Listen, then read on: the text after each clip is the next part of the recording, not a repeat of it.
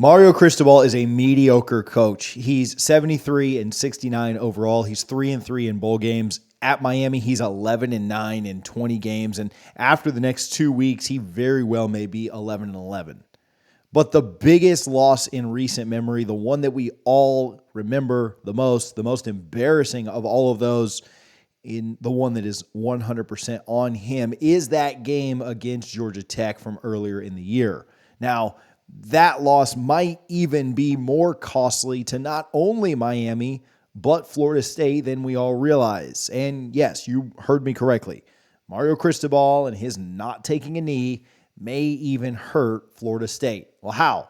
Now, we all got our jokes off when that happened. We made a video about how Mario just had to take a knee and instead tried to run up the score and blamed his players and didn't take responsibility. And we all got our laughs off. And if it happened again the same way, we would take it for sure. We'd laugh. We'd enjoy it. I'd be fine with it going down the same way. But it is hurting Miami in a serious way and might impact the Noles here in a few days as well. Currently, Miami is not ranked in the top 25 of the college football playoff rankings. In the AP poll, they're effectively ranked 30th as they're 5 spots behind number 25 in the others receiving votes category. Now, Miami is 6-2, and the reason that they're not ranked in the AP is because they looked like crap against both UVA and Georgia Tech. But let's take a look at the college football playoff rankings for just a moment. Every team from 1 to 5 is undefeated. Every team from 6 to 13 has 1 loss. And every team from 14 to 24 has 2 losses. There is a team with 1 loss that has the 25th spot. They're a group of 5 team that, the College Football Playoff Committee gives no love to. If Miami had simply knelt the ball against Georgia Tech, they'd be 7-1. And while I agree that'd be a fake 7-1, very much like the 2013 Miami team that came into Doak Campbell ranked number 14 and got their heads absolutely beat in, they would still be ranked very highly. I'd probably guess around 12 or 13th. I think that they would give them the nod over all of the 2-loss teams because of that 7-1 record, despite them not looking very good. I think there's even a chance that maybe a couple of those 2-loss teams are ahead, but there's no way that they would be behind LSU, Notre Dame, and Oregon State. Like maybe they'd fit into that 15-16 range at worst. What would that end up meaning? Well, it would mean that if they beat NC State this weekend up in Raleigh, they'd probably be taking on Florida State in an 8 p.m. College Game Day ABC matchup. It means that if they lost to NC State this weekend, they would still have a ranked matchup with the Noles, and it would likely be a top 15 or 20 matchup at worst. But because Mario Cristobal couldn't kneel the ball, this is what we're left with. Now, let me preface all this by saying I have no inside info here.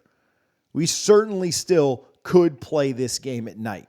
But in all reality, we're probably looking at a 3:30 kickoff. Because Mario probably does something else stupid in this NC State game and costs us any chance at it at all. Now, I'd love to be wrong. I'd love for this to be a night game. I'd love to have my cake and eat it too. I'd love for both Mario and the Canes to lose this weekend and somehow we still get 8 p.m. But I'm just not banking on it. I don't know, even if the Canes were to win, and I'm certainly not cheering for that, I don't even know if the playoff committee would rank them. And they'd be 7-2, and the playoff committee is ranking teams for TV and for matchups, and so maybe they would. But I'm not even convinced of that. Now, again, we said we didn't have any inside info on the time of the game. There have been some rumors floating around. There have been some different speculation things that have been said. I am anticipating a 3:30 or a night kick if Miami can win this weekend. But speaking of inside info, if you haven't joined our Patreon just yet, you can do that by going to patreon.com/DFNS. There's a couple of reasons you want to go do that. Number one, we share a lot of inside information on the program within our Discord. You get access to the exclusive channels on Discord through Patreon. Number two, we've tried to fundraise and do a really good job with the Battles In and the boosters lately. And a lot of you have commented that you're already supporting those outlets, and you've asked how you can support our channel as well. If you're not a Patreon yet, we have levels from $3 a month all the way up to $50 a month. So it really just kind of depends on what and how you can support.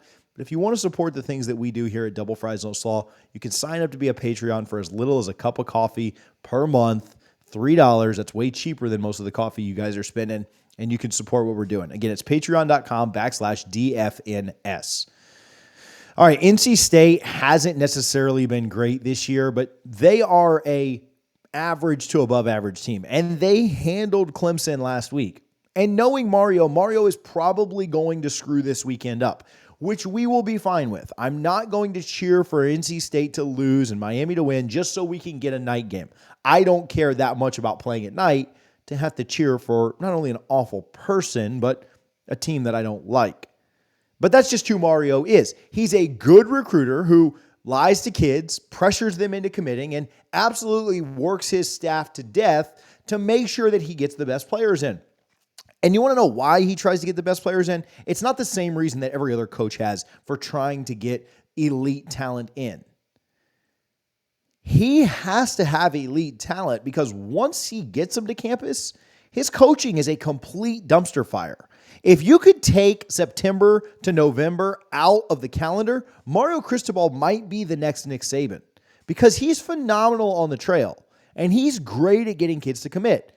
But then once the games get played, he is horrible. He's pathetic. He's a dumpster fire. And it's a good thing he's such a good recruiter, because if he didn't have top 15 talent year after year after year after year, his teams would legitimately go 4-8 every season. There's a reason that he's coached 150 games and he's got a 500 record. Heck, his team last year had top 15 talent and they went 5-7, losing to Middle Tennessee State. So I guess it's not super shocking that his team hovers around 500 every year. They're 6-2 right now.